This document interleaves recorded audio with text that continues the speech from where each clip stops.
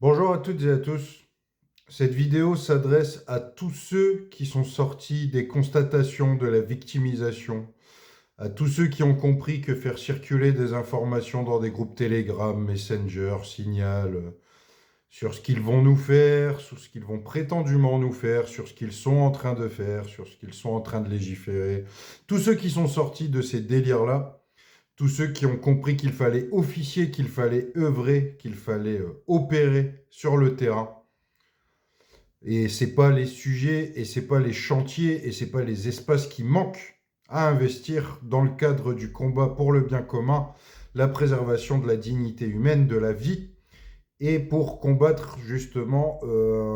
au sein de tout un tas d'espaces, au sein de tout un tas de collectifs, d'organisations qui, au quotidien, ont largement dépassé le stade de la victimisation,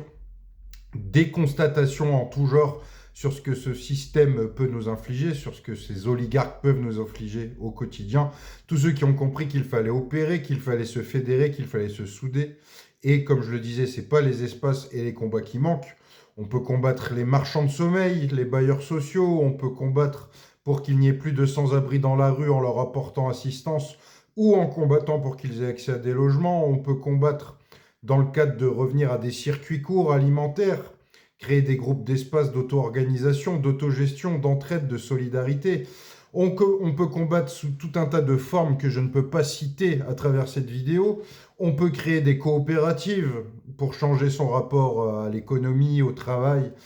sortir des rapports hiérarchiques pyramidaux et dominateurs et prédateurs.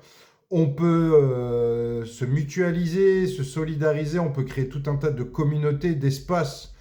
où il y fait mieux vivre, où on peut respirer. On peut rejoindre des syndicats indépendants sans subvention ni de l'État ni des entreprises pour pouvoir investir le milieu des entreprises, des syndicats et faire face à tous ces corrompus, bourreaux, sociotraîtres en tout genre pour pouvoir les défaire justement et donner la part belle à des vrais représentants du travail, enfin en tout cas à des vrais travailleurs qui sauront défendre justement les intérêts des salariés et du plus grand nombre. Bref, ce n'est pas les milieux qui manquent, que ce soit au niveau associatif, que ce soit au niveau syndical, autonome et indépendant, que ce soit à travers des associations de faits non déclarés,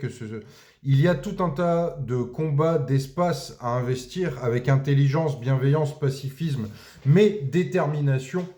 pour pouvoir faire avancer tout un tas de nobles causes. Et à la fin, il y a aussi le fait de fédérer, de relier les points entre eux, de créer des synergies, de faire des mises en réseau de collectifs et d'acteurs déjà engagés, qui font déjà émerger le monde de demain, qui sont déjà en train de construire le monde de demain. Et il y a cette immense masse, soit inerte, ou soit qui reste bloquée dans la victimisation et dans la constatation, et qui n'officie pas ou si peu au quotidien pour que les choses changent. Il ne suffit pas malheureusement d'avoir uniquement conscience d'être maltraité et d'être par tout un tas de bourreaux et de personnes malveillantes. Ça ne suffit pas. Prendre conscience et faire prendre conscience aux autres ne suffit pas. Il faut bel et bien intégrer ce qui se passe, intégrer pleinement ce qui se passe, en prendre la mesure, se rendre compte à quel point ce qui se passe est grave au niveau politique, économique, sécuritaire, écologique, se rendre bien compte que ce monde court à sa perte, court à sa fin, et que nous sommes en train de condamner à un avenir soit inexistant ou soit des plus déplorables et des plus miséreux pour les enfants et les générations à venir. Pour ma part, il en est hors de question. Nous sommes quelques milliers aujourd'hui à avoir compris qu'il n'était plus question de commenter l'actualité ni de constater ce que cette oligarchie était en train de nous faire, mais bel et bien de s'auto-organiser et d'œuvrer à une émancipation à travers cette auto-organisation, une émancipation individuelle et collective, et que le premier ennemi à combattre était l'ennemi intérieur, l'ennemi à l'intérieur de nous, qui est fait de lâcheté, de paresse, de croyances limitantes, et qui se contente de gueuler, d'hurler, et d'être dans une morale d'esclave, qui réclame à son maître des meilleures conditions de servitude. Il y en a bien fort heureusement qui sont sortis de ces constatations, de cette victimisation, et qui ont compris qu'il était temps d'officier, de s'auto-organiser, de s'auto-gérer, peu importe le nombre que nous sommes, que d'ailleurs c'est un combat qui s'officie également seul au quotidien, Que vous soyez seul, que vous soyez 2, que vous soyez 3, que vous soyez 1 million, peu importe, il est plus que temps d'agir. La situation est plus que critique. De jour en jour, nous sommes face à un rouleau compresseur qui est en train de nous asphyxier et de annihiler tout ce qui nous entoure de plus en plus et qui va nous amener soit vers un système totalitaire comme nous ne l'avons jamais vu, soit vers une autodestruction, soit nous arriverons enfin en conscience individuelle et collective à basculer vers un nouveau paradigme. En tout cas, il est plus que temps de sortir des combats digitaux. Combat digital, alors l'outil digital est bien sûr un outil puisque je l'utilise en ce moment même. L'outil digital n'est qu'un outil, mais il ne sera pas vecteur de révolution, d'émancipation ou de quoi que ce soit. Il est bel et bien temps d'investir le terrain, d'oser dire les choses, d'aller dans l'espace public et de récupérer notre nation et d'œuvrer et d'officier non seulement pour les citoyens et les êtres humains au sein de notre nation, mais bien et bien pour l'ensemble de l'humanité. Je tiens à rappeler qu'il y a presque un demi-million de nos frères et sœurs qui dorment à même le sol. Les températures sont en train de rafraîchir. Il y en a qui vont mourir de maladies, de froid, de détresse, d'isolement. Il y a des millions et des millions de personnes qui sont mal logées, des millions et des millions de travailleurs qui sont maltraités, traités comme des esclaves et humiliés au sein de leur activité professionnelle. Il y a des guerres partout sur Terre où de nombreuses femmes, enfants, familles meurent massacrés par des bourreaux,